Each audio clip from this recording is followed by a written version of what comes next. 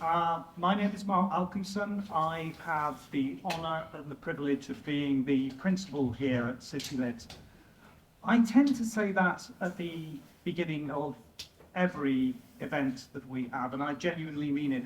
But I think tonight, more than ever before, in my 13 years of being principal here, this is an incredibly important event, and it is an honour and a privilege for CityLit to host the Finding Ivy exhibition and this event this evening. We as a college are an enormous community, over 25,000 people. But at the heart of a community is many smaller communities, and one of the most important to us is the learning disabilities community. Every year we have 120 learning disabilities students here that celebrate the arts and celebrate advocacy. And therefore it is at the heart of the last 50 plus years of what we've done at the college that this community is core to who we are and what we do. When we were approached about hosting the exhibition and hosting this event, it resonated so much with our values and the values of what we believe is hugely important around society today and learning from history so we do not repeat it. So I am delighted to see that we are at complete capacity this evening. It's going to get warm in here. I apologize in advance. It probably already is. But it's great that so many of you have turned out this evening. We are commemorating, we are celebrating the lives of 13 people who were lost in the most horrific circumstances this evening. We're going to learn more about them. I'm going to learn more about the exhibition. But tonight is a chance for understanding and a chance to really come to terms with something that probably most of us, including me, did not know that much about. So this evening will play out and we'll kind of have the panel and then we'll have the performance. But we are delighted that we've got the most amazing panel, but we're also very honoured that we have a CityLit fellow, Ed Balls, who is a great part of our community here, and also chairs the UK Holocaust Memorial Foundation. And so he has, I texted Ed about this event, and within about 6 minutes he responded going, I'm definitely on. And that is a sign of Ed's commitment to this area. So without further ado, I would like to hand over to Ed Balls.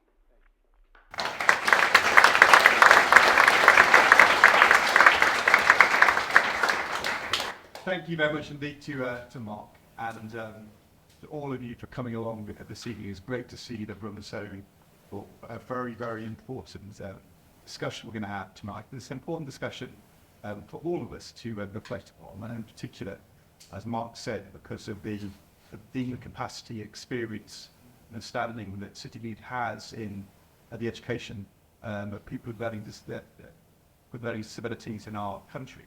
But it's also important because, as Mark said, from our point of view, we are and have been for 10 years preparing to build a Holocaust memorial in the UK next to Parliament, down in Westminster. In particular, to look at the story of Britain's engagement with the Holocaust, once and all, the things which happened in the 1930s in the build-up to the arrival of Nazi Germans, and then the Second World War, and then to the Holocaust, the show, which then unfolded, but in particular to tell that British story. And the discussion we're going to have tonight absolutely bears upon that work, and things which we're going to see over the course of this evening will be reflected in the National Memorial down in Westminster when it's complete in the coming years. So this is very exciting from our point of view. Just to introduce our panel, we have the person who's inspired this whole event is Helen Abbott, who's a lecturer in the School of Healthcare at Leeds University. She is an expert in teaching nursing for people with learning disabilities, but her PhD was in eugenics. And she started off with a real interest in what happened in the 1930s, 1940s in Germany. But then I think through a chance discovery, which we'll hear more about in a moment, she then went on to put together this amazing project and to lead a team of researchers all across Europe and beyond. to unearth what we're going to talk about today. On my immediate left is Paul Windley, who is the Professor of History at Oxford Brookes University, a leading British historian, an expert in the T4 Nazi killing program against disabled people. And he's worked for many years on eugenics and the victims of atrocity. He wrote a very important book back in 2017 called From Clinic to Concentration Camp. And then three down for me, Stephen Unwin, who is a playwright. He is a theatre director.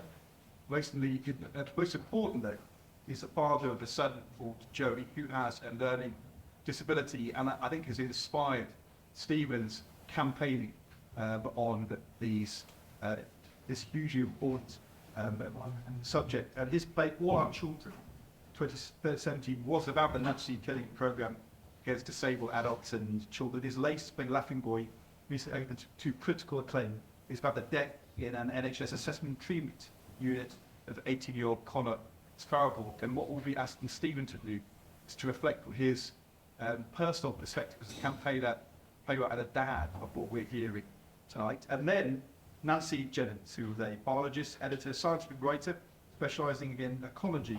Most importantly though, for tonight, she's the great niece of Seneka Hoyos, who's one of the 13 British-born victims of the T4 programme featured in the exhibition. You can read about her forebears when you go see the exhibition later. And she joined the research team to work on the exhibition with input from her wider family to make all of this possible. She actually wrote a panel on her great uncle. What we're going to do tonight, we're going to give you all a chance, have a drink, and to look around those stories and to kind of to enrich your personal understanding by looking at the pictures and the testimony afterwards. Before that, there'll be a musical performance. We're going to precede that by a discussion here from the panel. We're going to start with a video. And Simon Jarrett, who is the person who has worked hugely hard to make this possible tonight, my able assistant, who has told me, follow the script, don't mess things up. Simon, press play. Ich heiße Maria, ich bin die Tochter von Erwin Münzenmeier. Mein Vater wurde 1904 in London geboren. Im Jahr meiner Geburt, 1933, kam er zum ersten Mal in eine Klinik. 1940 wurde er von den Nazis ermordet. Ich war zu der Zeit noch sehr klein. Ich erinnere mich aber noch genau daran, wie einmal SS-Offiziere mit ihren schwarzen Stiefeln zu uns nach Hause kamen. Ich war alleine zu Hause und durfte eigentlich niemand hereinlassen. Sie haben die ganze Wohnung nach meinem Vater gesucht und gingen auch auf den Dachboden. Ich weiß auch noch, dass er nicht in einer Klinik sein wollte und dass er meine Mutter bat, ihm ein Fahrrad zu besorgen, damit er fliehen kann. Kurz vor seinem Tod hat sie ihn auch noch besucht. Nach dem Tod meines Vaters wurde uns sein Ehering und eine Urne nach Hause geschickt. Es gab dann eine Beerdigung. Zusammen mit meinem Bruder und meiner älteren Schwester wurden wir zu einer Party eingeladen, die von den Nazis organisiert wurde. Dort waren viele Kinder und wir bekamen Kakao und Hefezopf. Ich erinnere mich noch, dass mein Bruder viel zu viel in sich reinstopfte. Einer der anwesenden Wachleute sagte, die armen Kinder, erst bringt man die Eltern um, dann werden sie gefüttert. Meine Mutter hat eigentlich nie über die Ereignisse und über meinen Vater gesprochen. Ich wurde 1940 mit meiner Schwester Traude aufs Land geschickt, auf einen Bauernhof, wo wir vor den Bombenabwürfen sicher sein sollten. Meine Schwester lief dort weg und ich war ganz allein. Meine Mutter habe ich dann erst nach dem Krieg wieder gesehen. Erst durch das Projekt aus England haben wir jetzt erfahren, was wirklich passiert ist. Und obwohl das ganz schrecklich ist, so bin ich doch froh, wenigstens jetzt noch mehr über meinen Vater erfahren zu haben. Es lebt niemand mehr, den ich direkt fragen könnte. In der Ausstellung sieht man ein Bild von mir mit meinen beiden Geschwistern. So I'm going to come in a second to Paul to kind of give us the historical background. But first of all, Helen, just explain to us the background to that video. What were we seeing? So Maria is the daughter Microphone. of Erwin Munson Mayer. Assume it is. Hello. And she is the oldest descendant of any of the British-born victims that we have in the exhibition. She very willingly wanted to convey her story. She has only in the last few months found out directly what happened to her father, something that happened 80 years ago. She's now 91. She wanted to convey what that story was to you all tonight, and very kindly, just on Friday, had it filmed by her son. And we had some very generous gentleman called Rowan who put subtitles on so that you could all see it today. So it is very important that we showed Maria to you because, as we said, she's the oldest descendant, but also we thought it was a very good way of commemorating not only Erwin but all the other victims, and also to introduce the acting on T4 to you and to tell you what it was all about. And I'm going to come back in a second and ask you about how the whole project unfolded for you. But just before we get going, you are a lecturer in Leeds in nursing. What was the reason that you began this journey? How did you first find out the story of Ivy, who's one of the victims who we'll be seeing later in the exhibition? Okay, so back in 2010, I was visiting Vienna as part of a European group of care educators, and part of the itinerary was to go and visit Hartheim, which was one of the 6 killing centres used in acting on T4. And whilst I was there, I noticed on a board that there was victims, and the victims had been broken down by nationality. And for the first time, I realised that actually what I'd presumed had been only German and Austrian remit of that programme, it was actually more than that. There were lots and lots of European countries that had been involved, and that there'd been actually victims from there as well. And near the bottom of this panel it had stated UK, and that was the first time I'd realised that anybody from this country had been involved in those atrocities. So it piqued a kind of a personal interest at that point, and it was a little later on that it began to become more of a professional interest. I want to come back to you and ask you about that. But first of all, let's just start with Paul.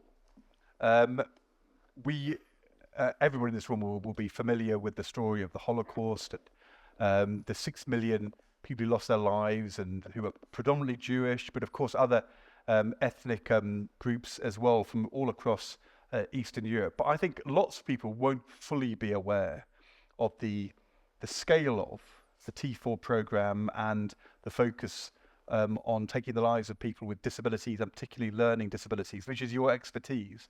So for those of us like me who are a bit ignorant of this, explain to us the background, what was happening and why, and what does that tell us about the Nazis and their attitudes in this period? Okay. The Nazis, immediately Hitler declared war, an order was signed to kill the mentally ill. So that was right at the beginning of the Second World War. And the Nazis intended on the eradication of the mentally ill, the disabled, and to do this you actually kill the mentally ill and disabled. So they had what we call, for this killing program, T4. T4 is short for Tiergartenstraße 4, which was a villa at the center of Berlin, where today the large concert hall, the Philharmonie, is in Berlin, where there is in fact an exhibition at the front of it. And there was a group of psychiatrists.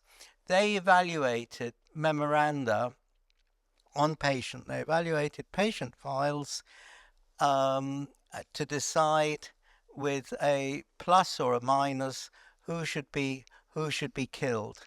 That meant if the patient was to be killed, that meant an order was sent to the psychiatric institute where they were held, and they would be transferred to 6 special killing centres, of which you see the names in the exhibition. So between 1940 and 1941, you have this centralised program. But at the same time, there are 2 other types of killing occurred.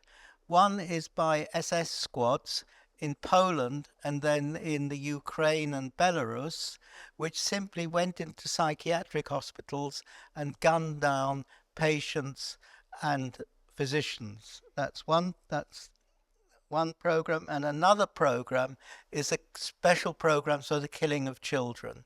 You have special killing wards where children were starved to death or they were injected, and this killing program for children went on from the beginning right to the end of the Second World War.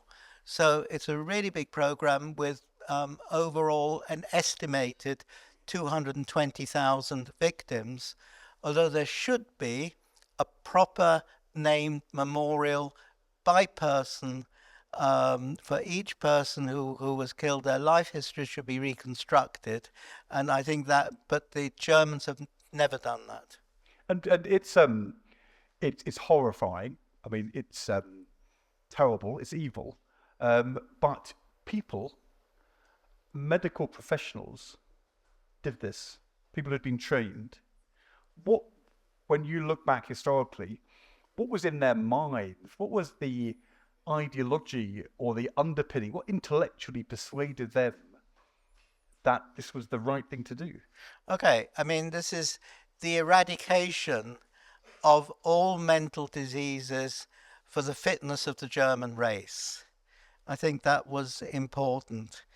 They also thought about, well, with the old are a burden on the young. So if you have disabled, elderly, demented elderly, kill those too. So it's one of the largest groups who are killed, people born in the 1860s and 1870s. They're a very large group. You also have a group of very young persons who the exhibition calls them schizophrenics, who are in some ways disoriented and suffer from dementia in certain ways. So the young are attacked. And the other group who are under attack are Jewish patients. Not surprising, but among the very first Jews to be gassed in Germany were the Jewish psychiatric patients who were gassed in 1940 very rapidly. So these were prime target groups of the Nazi psychiatry. Well, thank you. So go back to Helen. I mean, we're talking about 6 million people who lost their life, and we're doing an exhibition today of 13 people. So this is a thought process we've gone through in the Holocaust Memorial Foundation. 13 compared to 6 million, it seems like a small number, but of course, every one of those 6 million people was a person, and the right thing. The right way to think about it, as Paul said, is to think about every one of them individually and to build up from 1 to 2 to 13 to the whole story. And that's what you're doing in this exhibition. But the particular thing that we're doing and you're doing is you're looking at the people, because here we are in the UK, you're looking at the people who had a link to the UK. And that was what caught your eye that day when you made that visit. And what was the thing which kind of surprised you? What grabbed your attention, and how did that then unfold in the work you've done over now more than a decade?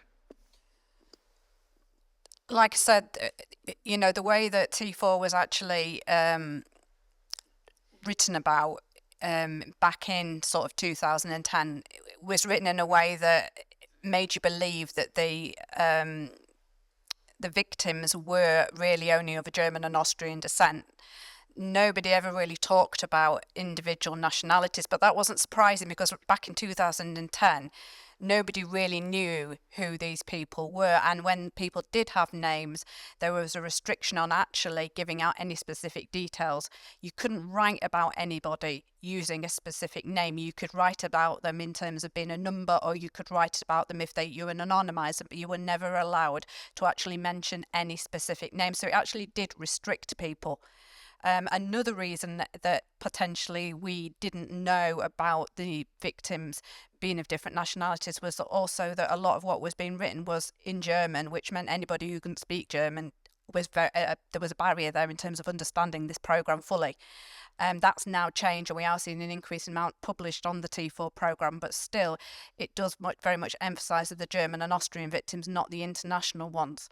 So it was my motivation was born out of needing to being interested in knowing who these people are, but also needing to almost achieve some kind of justice for them. And they were big nameless victims. The Nazis depersonalised them. They removed their names. They made them a number, which made it easier to kill them. It's easy to kill somebody when you dehumanise them. So we wanted to actually recreate their lives, to give them their lives back, and to give them you can never give their lives back, recreate their lives and give them their names back so that they had an identity that can go on and be preserved for the future. And when we go and look at the exhibition, which I'm sure we'll all do afterwards, you don't just provide a name, but a story and a background and testimony and photographs. And I think it might also be surprising to lots of people in the room that a lot of the victims who had a link to the UK, who were British living, some of them British born, also simultaneously had quite often links to Germany or Austria through their parents or their grandparents. That's how their stories had evolved. Tell us a bit more about who they were. The 13 very, very individual stories, and that's what makes them really interesting. There is some overlap between them, but they are really unique in their experiences and how it was that they ended up being in the situation that they found themselves in 1940. Some of the victims were born of parents who came over from Germany beginning of the 20th century to work. Working conditions over here were better. There was more political freedom over here than they had in Germany at that time, so they came for a better life. So some of the people that you're seeing here, they were actually born in this country, but their parents were immigrants. Predominantly one of the reasons why those people ended up back in Germany and Austria was that during the First World War, their parents were interned or their fathers were interned, and then after the First World War ended, the British government then repatriated people back to their home countries, and entire families went with them. That's how some of them ended up back specifically in Germany. You have a couple of instances, a couple of ladies who were born in the UK, had British parents but married German merchants, and they again would decided at any point to either go back after the First World War or before to go and live back in Germany with their husbands. They had children there, and they were caught up in these atrocities as well. And then there's examples like Zdenko and Marguerite Daisy Baruch, whose family were very rich, had numerous houses around different countries, so would rotate, and it just so happened that they were born in the country that they were in at that particular point in time. So there's various reasons how people ended up being caught up in the atrocities and how they ended up being back in sort of Germany, Austria at that time. So let's go to Nancy next, because that makes sense, because you referred to her uncle, her great uncle, Zdenko Hoyos. How much of this story did you know in your growing up, and how did you get to be connected to Helen, and what have you learned through your collaboration with her? How has that developed? I got an email from Helen about a year ago, completely unexpectedly. I didn't know anything. I didn't know anything about. So I got an email from Helen about a year ago. It was unexpected. I knew quite a lot about my family in Austria-Hungary. I knew it was a very extended family with lots of connections in different countries. I knew they had big parties like this one on the screen. This is a wedding, and Zdenko is actually in this picture. I looked on my family tree and I found him, Zdenko Hoyos, there he was. and he died when he was 37, and he didn't have any wife or children. So then that was really pretty much all I knew. So then what I did then was I asked my mum. So I thought that would be a good place to start. She told me what my grandmother had told her about my great-grandmother, who had a knock at the door. This is the Zdenko's mother. There was a knock at the door. There was an SS man at the door with an urn with ashes in it out of the blue. So that's where my journey really started and how I became involved in the project. In terms of Zdenko himself, I know that he was born in 1903. He was one of 7 siblings, and a lot of people in my family had nicknames. He was called Koko. He was very much loved, and he was very funny. He was a great actor. He played the piano in concerts with his brothers, who played violin and cello. And when he was about 8 years old, he went to court and he met Franz Josef, who was the Emperor of Austria and the King of Hungary at that time. He was taught by a tutor at home. Then he went to the Schotten Gymnasium in Vienna, and he graduated from there. And it was after that graduation that he started to have some mental health problems. He was diagnosed with schizophrenia, and by the age of 25, he was in a clinic in Switzerland. And probably that was an attempt to keep him safer, to put him in a private clinic in Switzerland. The family, I think, put him there for that reason. But he was brought away from there by the Nazis and was killed at the age of 37. Shall I tell you a bit more about the family? Sure. So Zdenko's great-grandfather was Robert Whitehead, who invented the torpedo, and he was a British engineer. And he moved to Fiume, which used to be in Austro-Hungary, but it's now in Croatia. He moved there because it was a really good place to test torpedoes, because it had a suitable harbour for that purpose, and he had a factory there and a testing site. And that is how the family came from Britain. So Robert Whitehead, lived there, married into different families from Austria, Hungary, Croatia, Czech, Italian, French. They all spoke different languages as well. And that's why they moved around a lot. So they travelled between different properties that they had in Vienna, in Fiume, and in England. And that's why Zdenko and his older brother were born in England, which is why they were included in Helen's study. So it was quite a wealthy lifestyle, quite privileged at that time. Most of my family were counts or countesses, although my mum tells me that most people in Austria at that time were counts and countesses. So there's a lot of luxury travel, there's a lot of horses, parties, extended family travelling a lot, speaking different languages.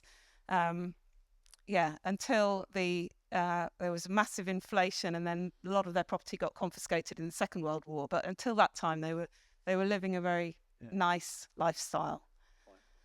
So, Stephen, we naturally, when we're discussing the Holocaust, the victims of the Holocaust, we talk about survivors, victims, their children, their grandchildren, their great nephews and nieces. But as we were just kind of hearing from Nancy, they also had parents.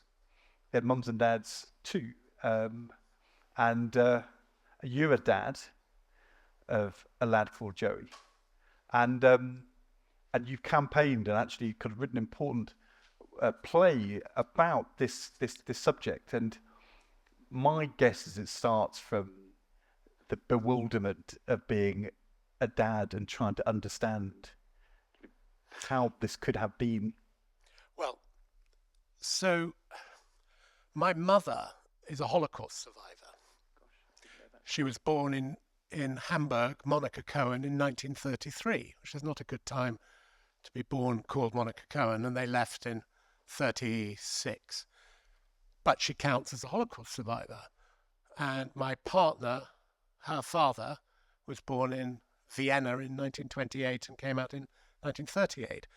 So in a way, I'm both the son and the father, if you see what I mean. They came to the UK. They came to London. Right. They came to Britain, and my mother is somewhere in South London drinking whiskey right now, and she's absolutely has had a huge and brilliant life, a great life. So they're very, very lucky, incredibly lucky.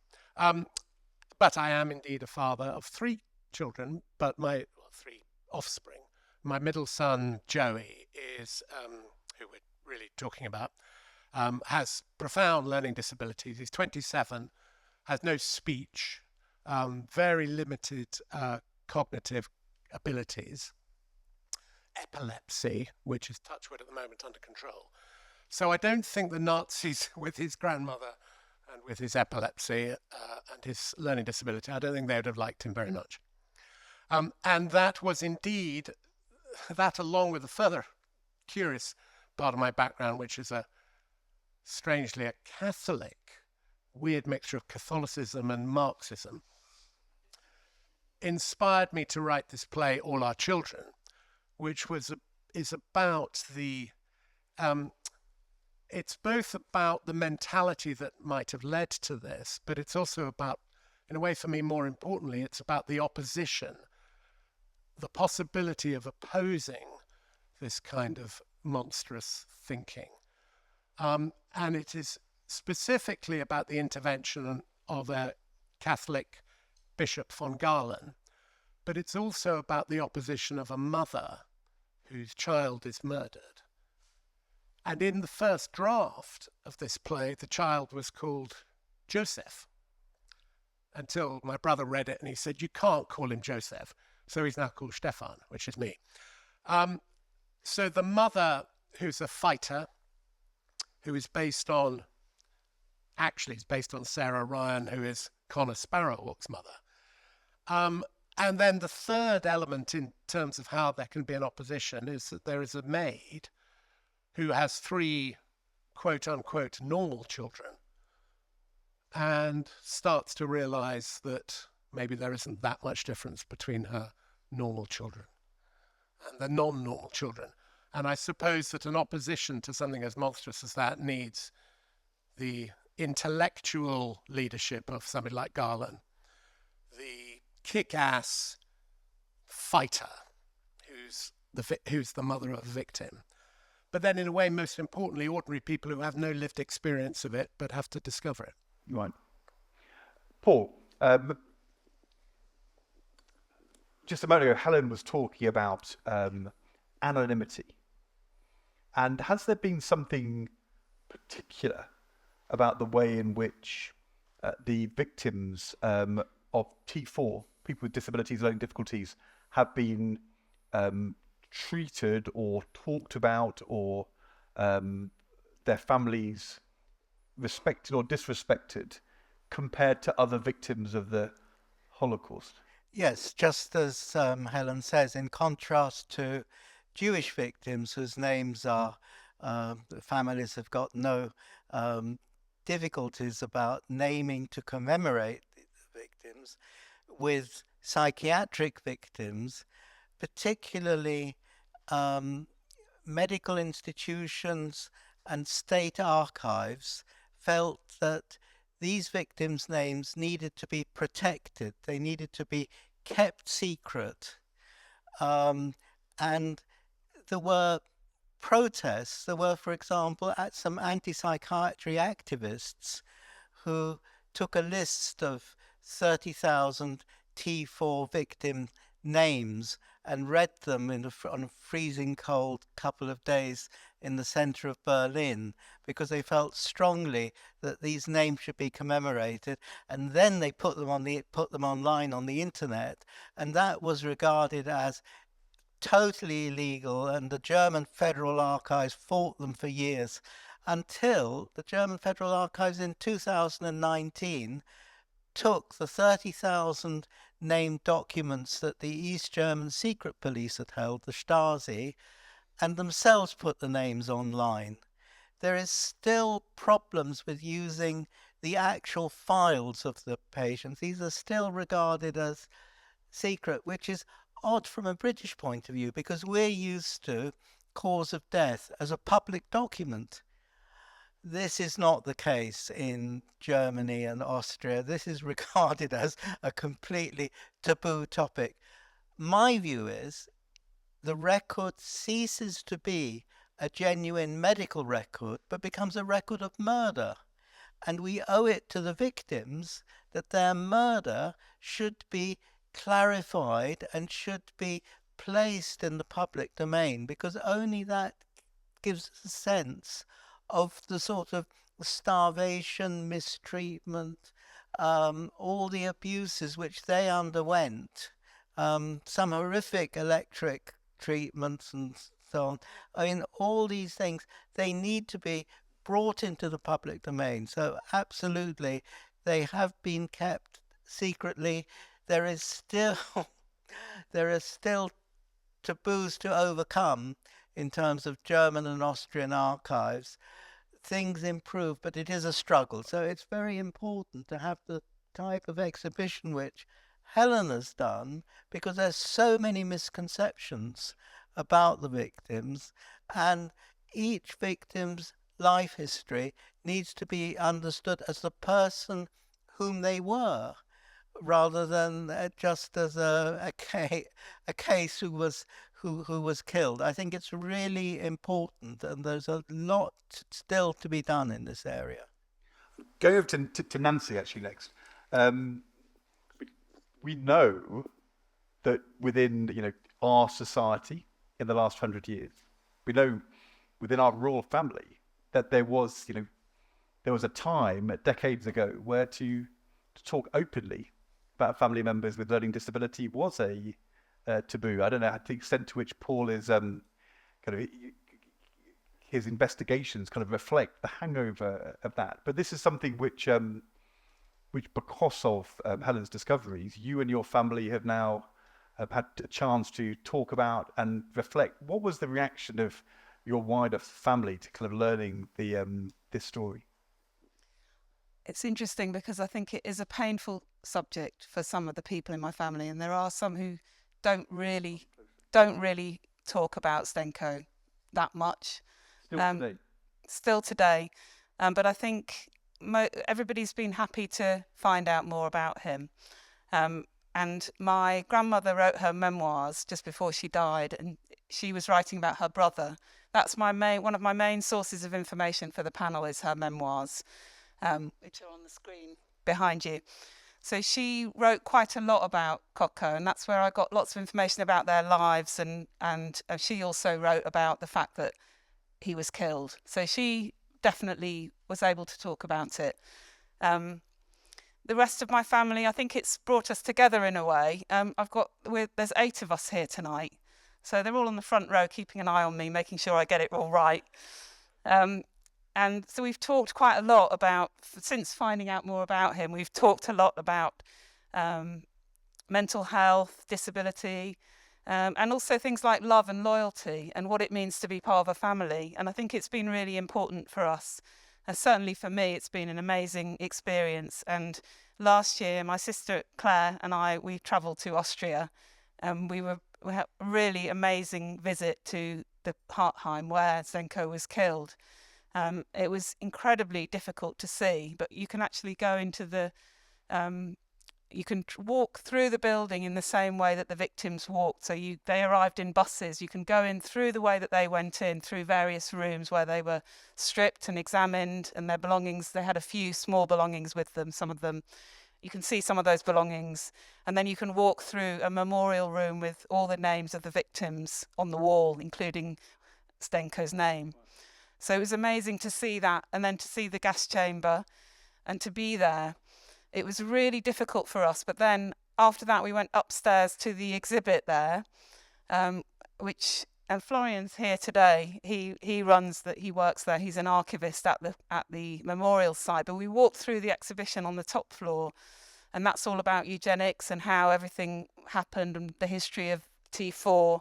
But it ends in a really positive way, because lots of people who are alive today with learning disabilities live near there and work in the cafe and in the shop, and they've all done artwork on the walls of the building. So they've actually written on the very walls of that building and made beautiful drawings and paintings. So it was kind of uplifting in the end to see that for me and my sister. And it's also made me think a lot about the other victims of the Holocaust. So there were 12 other victims who were born in the UK, as Helen discovered. But there were many other people that were killed for other reasons, not only T4, but also other victims of the Holocaust. And so I think of Zdenko as just one of those millions of people who died. And I think about the impacts on other families who've also lost people for other reasons or for the same similar reason.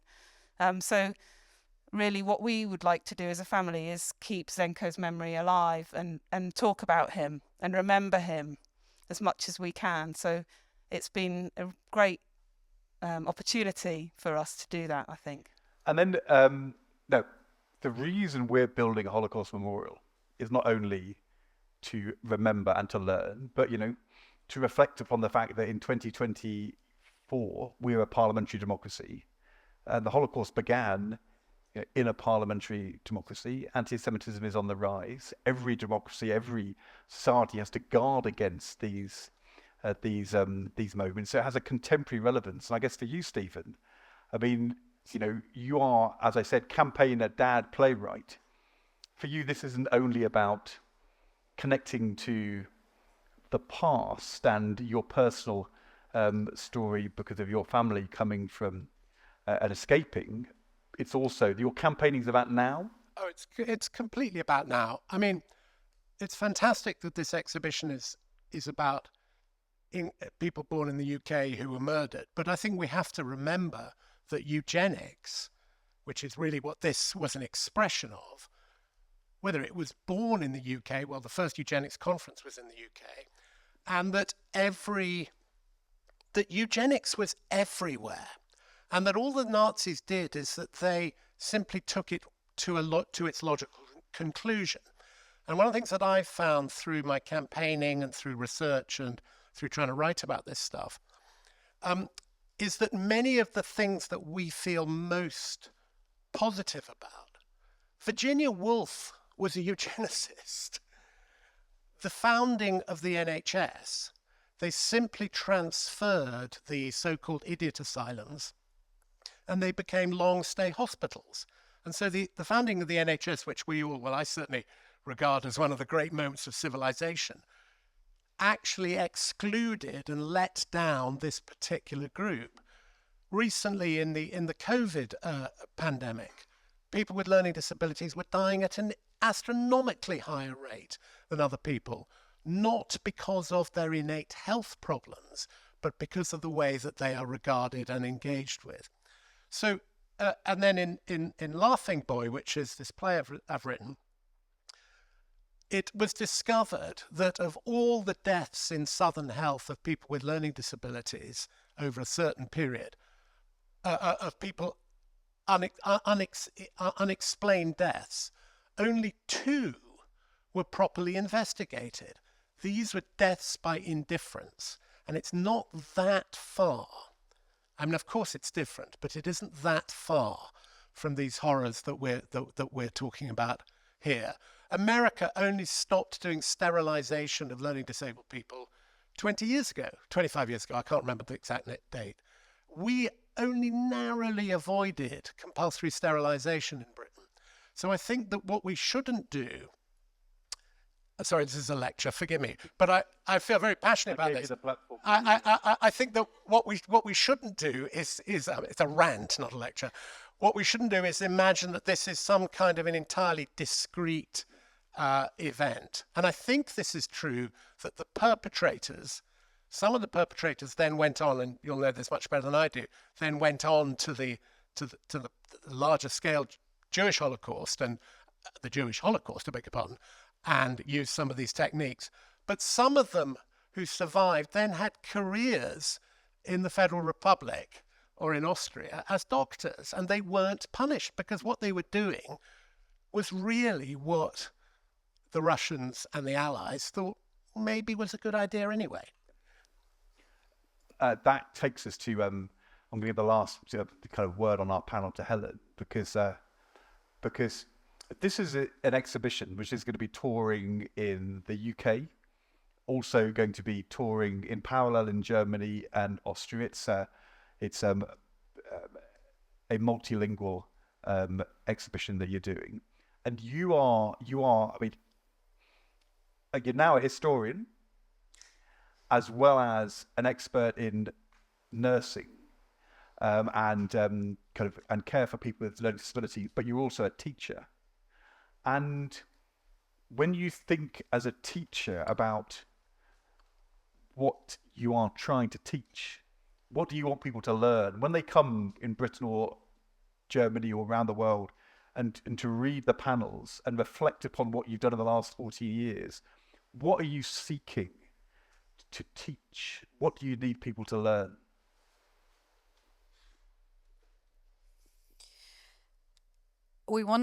I particularly want it to be a point of reflection, of active reflection on people's own attitudes and beliefs towards devalued groups. I want people to be honest with themselves. It's very different being explicitly saying, I value people with learning disabilities. It's an entirely different matter to have an attitude or belief that's implicit, which is not congruent with that one that's outwardly stated. And I think this is the problem. I think there's lots of people out there who would actively say that they support people with learning disabilities, that they believe to have a right to life, that they are valued, but implicitly they don't believe that, and that in there lies a problem. What we want to do with this exhibition is actually raise awareness of attitudes and beliefs that result in practices that deny people with learning disabilities, people with psychiatric problems, their right to life, their right to being. Because there are numerous examples of where there are attitudes and beliefs that are not too far removed from those that actually allowed acting on T4 to happen. We're still seeing those in contemporary societies. We can look at, for example, the DNR scandal that happened not just during COVID, but before COVID, of DNRs being inappropriately used, being illegally used against people with learning disabilities, denying them the treatment they want, therefore resulting in their deaths. I, as a person, don't see much difference between the end product of that and putting somebody into a gas chamber. The end product is that person's death. The means by which we're getting to it is different. And I think that as well is that there's some of the things that are happening are cleansed. They're not seen as much as being killing somebody because they're coveted or shrouded in something different. But that's essentially what is happening. And the values that are allowing this to happen are values that we saw in the Nazi era. And I think it's those that needs to be challenged. The first mandatory training's just come out for learning disabilities in the UK. It's been a long time coming, and we're all very proud of the people that are behind it and the reasons why we're behind in the case of what happened in terms of the gentleman it happened to. I personally don't think it goes far enough because I don't think it addresses the underlying issue, which is people's values, and I think it's those that need to be challenged. This exhibition, we hope, is going to raise awareness of values, of the importance of reflecting on them, being actively aware of what your values actually are and seeking to improve them as well. So every society thinks, every generation and every society thinks that we're modern, that we've learned from the mistakes of the past, they think never again, and you are challenging that complacency and saying that, in every generation you have to ask yourself whether in fact we really are as modern and understanding and compassionate as we should be. Absolutely. And I think sometimes some of the people that are making these decisions about the lives of people with learning disabilities, I'm going to go back to the DNR example, are people who've never seen people with a learning disability outside of a hospital environment. These are people who have never spent time with somebody with a learning disability in their everyday lives, getting to know them as individuals, getting to know them as people, valuing them in terms of what they bring. And some people with a learning disability and they're never going to be economically viable. They're never going to be able to produce anything that's going to make society, contribute to society in that kind of way, but they contribute in other ways. But the people that are making some of these decisions that are resulting in the deaths of these people are people who aren't seeing these people in their home environments, loving life, learning to be with other people. They are people who only see them when they're very poorly. And I think that is the problem. Their values are not being challenged. In training, they're trained to treat somebody with a learning disability who is ill.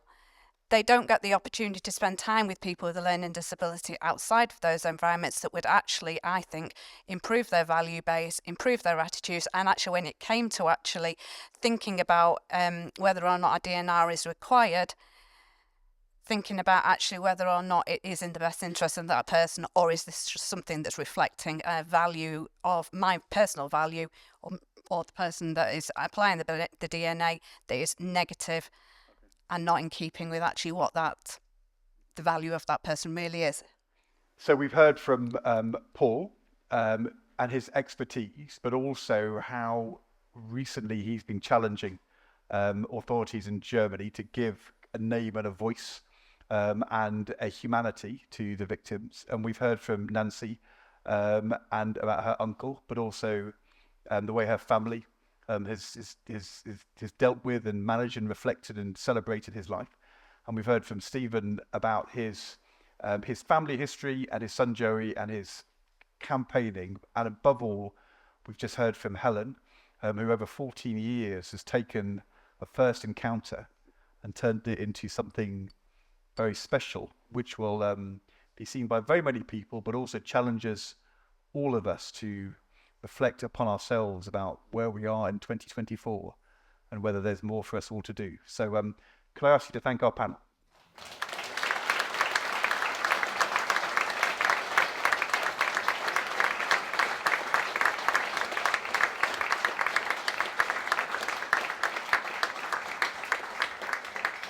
And as I said, this is a exhibition going out in parallel in Britain and in Germany.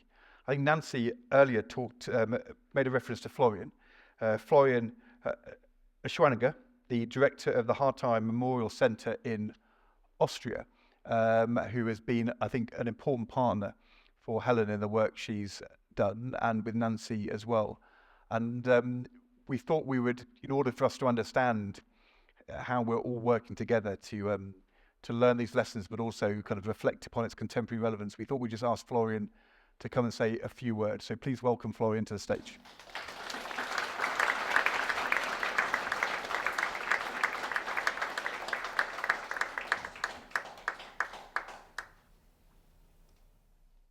Wait till the microphone. Good idea. I knew you were pointing. I was thinking they're that way. I now understand what you were saying. I apologize. Thank you for the invitation. It's a big honor for me to be here. I'm sorry, my English is not good enough, so I will read my words. I prepared something. Thank you very much. Also to the organizers of the event of the evening and for the great contributions to this evening. I'm very pleased to see how much interest there is in the exhibition and especially in the biographies of these people. When we first came into contact many years ago, it was already mentioned, Helen visited the memorial at Schloss Hartheim, Hartheim Castle, with an international group. We had no idea where our cooperation might lead. Our first concern was to research the biography of Ivy Angerer, a woman you have seen on the picture, you can see here on the picture,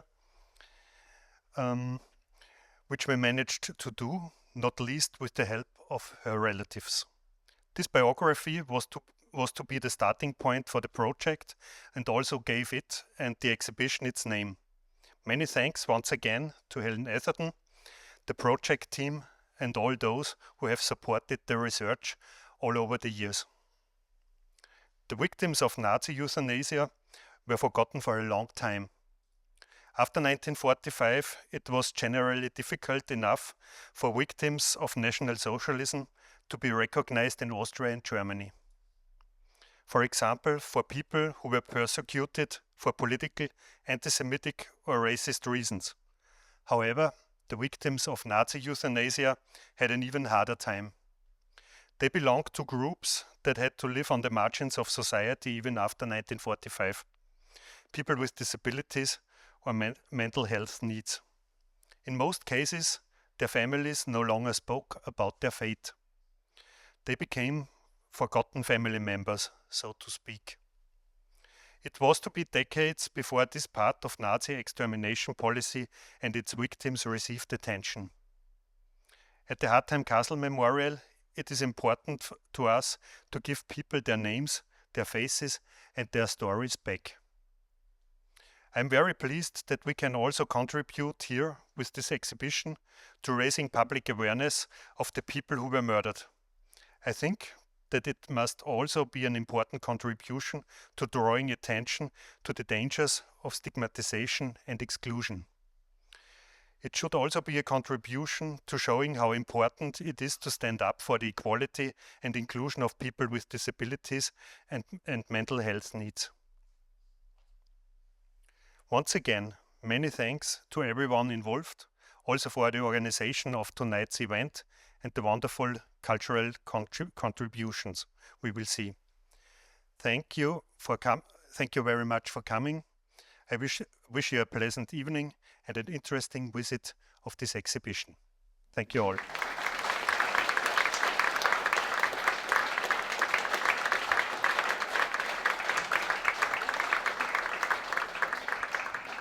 Thank you. I'm going to hand back to Mark to explain how we're going to transit into the musical performance. But before I do, to Paul, to Nancy, to Stephen, and in particular to Helen, a final thank you from all of us. Thank you.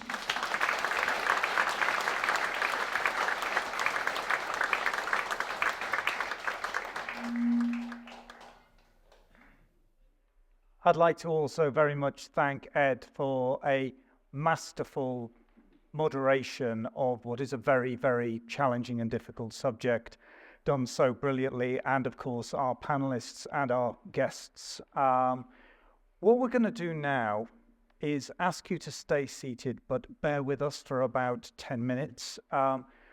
CityLit has great pride in the fact that we have a percussion orchestra. The percussion orchestra is made up of our learning disability students, but also Royal Academy of Music students. And they work together over the course of a year on a whole series of projects. Dame Evelyn Glennie is their patron, and they've commissioned a specific piece for tonight.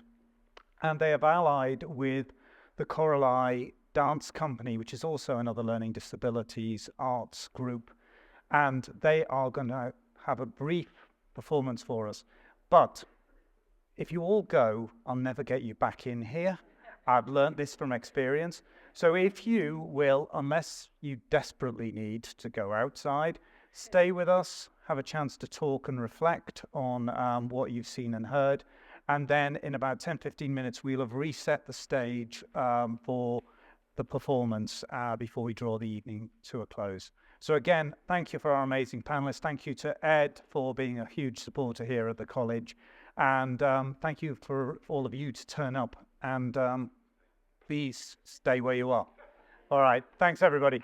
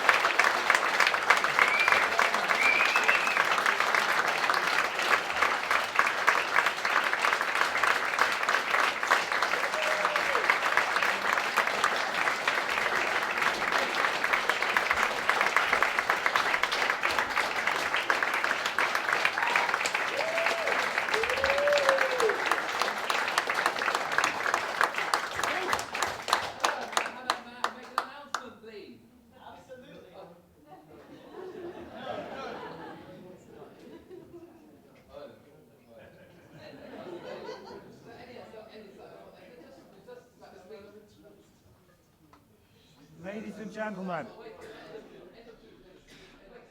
It's never an evening without Reza making a speech. As Ed remembers from our awards ceremony a little earlier last year, there are many, many things that give me pride and joy in this college, but no more so than the percussion orchestra.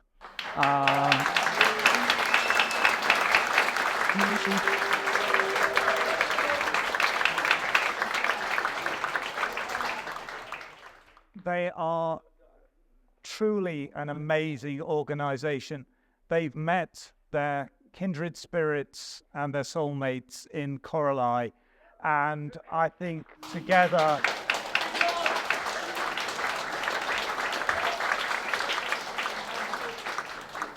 we have seen something that was not only just a celebration of those lives that were lost, but also of the creative spirit and the genius when truly talented people get a chance to thrive and to develop. So for us, that was an incredibly fitting way to help bring the evening to the end of this stage. Baroness Sheila Hollins, who is the leading advocate around learning disabilities in this country, was going to actually give some closing remarks this evening. Unfortunately, she is stuck in Parliament trying to put an amendment into a bill that is very important. And knowing how important Sheila takes things, we've excused her for this evening, but she is genuinely sorry, and the work that she has done over the last 30, 40 years around learning disabilities is truly groundbreaking. And for that, we as a college and we as a community owe her an enormous debt of thanks. So she isn't here with us this evening, but she's here with us in spirit. I have a few thank yous to give out. This, as you can see, is a production that has had many, many parts to it. We've already thanked the panel and Ed for the great way that they brought this area to life and really made it resonate for us. I would like to thank our partners, LDN London. Our partners, we have worked with them very closely over the years. They're a truly amazing organisation and makes the lives of adults with learning disabilities across London so much better. We've got their chief executive here with us. They've got some of their trustees. And we believe that they make a massive difference here in London, and we thank them for helping be part of this evening. One particular special part of what they have is they have a social enterprise called Yum Yums. And Yum Yums is a group of learning disabilities adults who have a catering business and provide catering opportunities around the country. You are going to benefit from their amazing work this evening. If you join us in our cafe, you'll get a chance to have a drink and also have some great food and to explore the exhibition. But before we go, and I actually think it's very important for us, the main collaborator that we've had during the course of the last few months has been Simon Jarrett. Simon has, as Ed said, tried to micromanage us. If he tries to do that with CityLit, it never works so well. He's done his best, but he has been truly one of the most amazing partners I think we've ever worked with. And what I'd like to do is just as a way of acknowledging him, let him have the last word and just explain how you should approach the exhibition before you go off.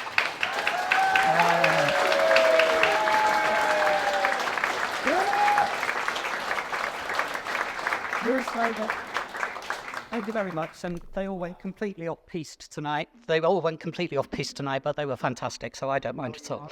So I just want to say a few very quick thank yous myself. I'm Helen's glamorous assistant in all this work, and we spend our lives begging people to do things for us for nothing.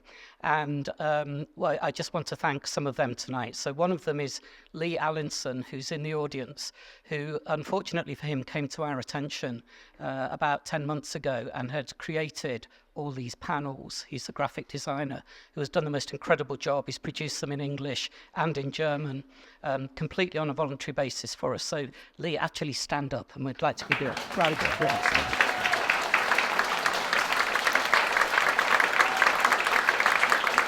And he's come down from Sunderland today for this event, and his boss, Jess, who I'm hoping is here, has enabled that to happen. And thank you, Jess, very much as well. Rowan Abry is the person who managed to put the subtitles on Maria's video this weekend just past in order that we could show it to you tonight, and he's videoing the event for us tonight, and also John Archdeacon, who is photographing it for us. So enormous thanks to everyone who's helped us.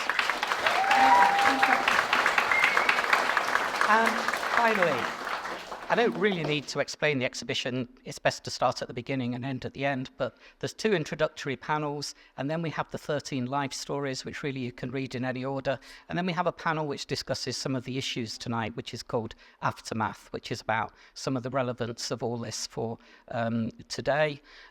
You'll notice that 8 of the 13 people have photographs.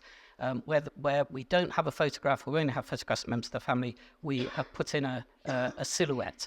And that is simply because we don't have a photo of them. So I hope you enjoy the exhibition, and in particular, I hope you enjoy Yum Yum's food and drink that you're about to sample. Thank you.